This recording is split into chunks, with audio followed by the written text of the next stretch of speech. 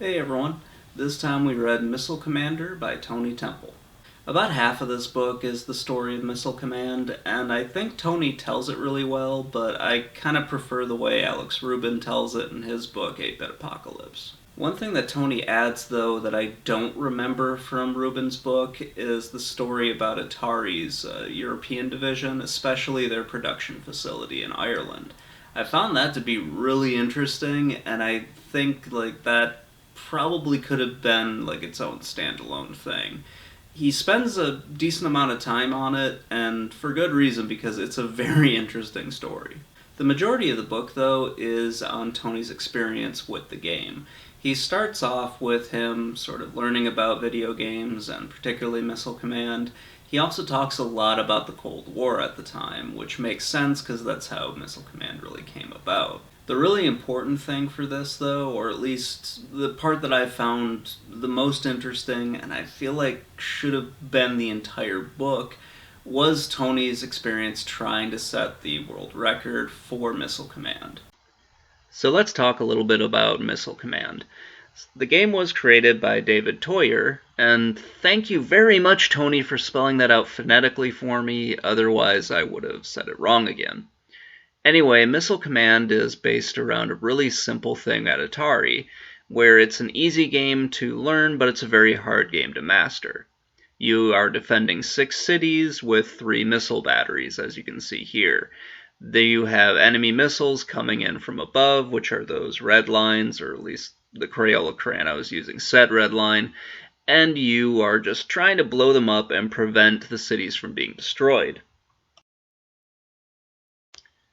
Each of those missile batteries has a limited amount of ammunition, and, the trackball moves the cursor around so that you can fire and aim your different missiles.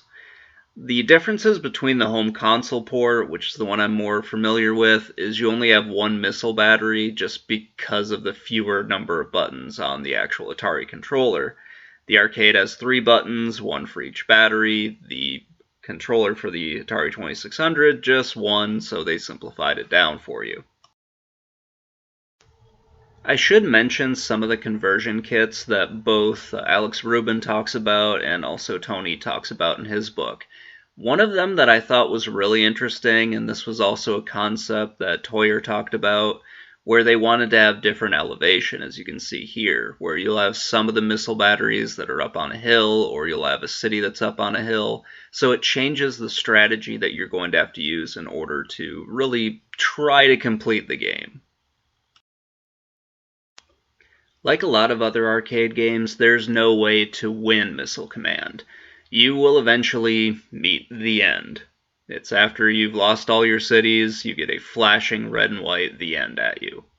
But let's talk a little bit more about Tony and him trying to break the world record. I should say the world record that he was trying to set was on the tournament mode. There are 2 modes for Missile Command, or at least that I know of. The tournament mode does not award you with new cities every 10,000 points. The marathon mode, or kind of like the standard arcade mode, that will give you another city every 10,000 points. There are also some bugs in, I believe, just the marathon mode that can crash the game. And Tony does a really good job of explaining those. But the more interesting part is his interactions with Roy Shildt.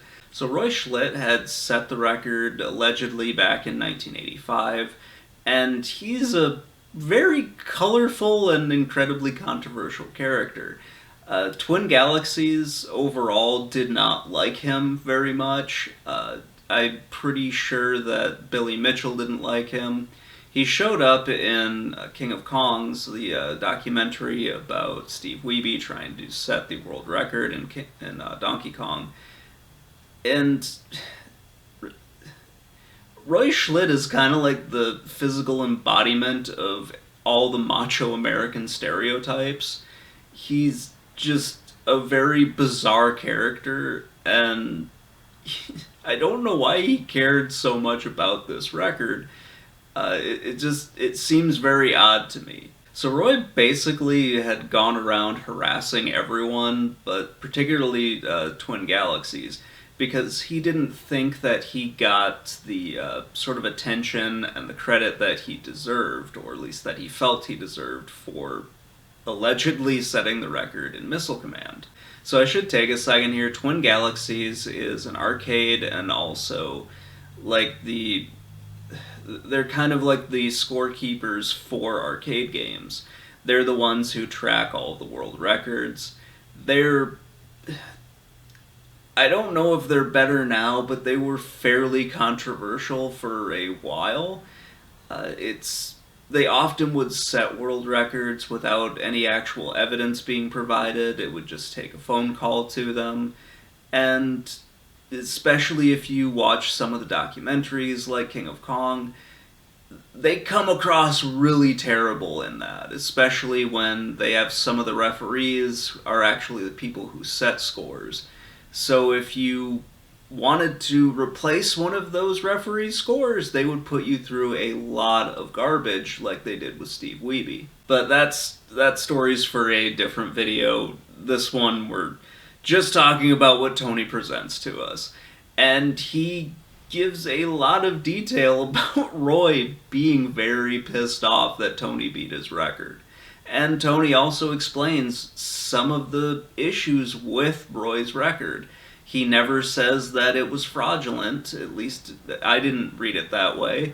He says that it was kind of dubious, but it was the record when he was going to break it, and he eventually did break it. So in 2006, Tony breaks Roy's record, at least the first time he sets the record, and he talks about just the waves of harassment that he started getting from Roy. I don't know where Roy found the time to really start harassing people constantly about this, but it just seemed really weird that he was so obsessed with this, but never tried to set the record any higher, and was focused on things which Tony points out really didn't impact the game very much. So aside from that story, and aside from Roy's conspiracy theories, his temper tantrums, and the all-caps emails that Tony reprints in this book, he really doesn't show that much evidence to say that Tony's stuff was fraudulent. That's kind of where that story sort of ends, and we move on to more stuff with Tony that I found really interesting in this book, because there's quite a bit in here which was really great. Just Roy and his insanity really stood out to me, and just made me wonder, if you're so upset about this, just try to break the record. But as far as I know, and I haven't really looked into it too much, but as far as I know, I don't think he ever tried to set it again. So the last thing Tony talks about is how a lot of those sort of unverified or impossible scores to achieve, or the ones that don't really have that much evidence to them, those older scores drove people to want to break them. You see this with, what Tony's experience was with Roy Shildt, where nobody could really verify Roy's score, but that was what drove Tony to kind of want to keep pushing and get better at the game so that he could eventually break it. At the end of the day, these are just games that are meant to be enjoyed. If you care about high scores, that's great. If you don't care about them, that's great as well.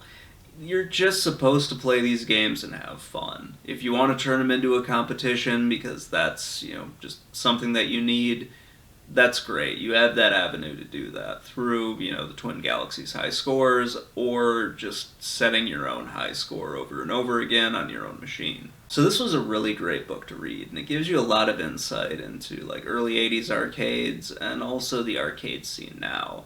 It's just a lot of fun. I really enjoyed reading it. So that's going to wrap things up, guys. I hope you enjoyed this episode. Please let me know what you think in the comments below, and have a great day, everyone.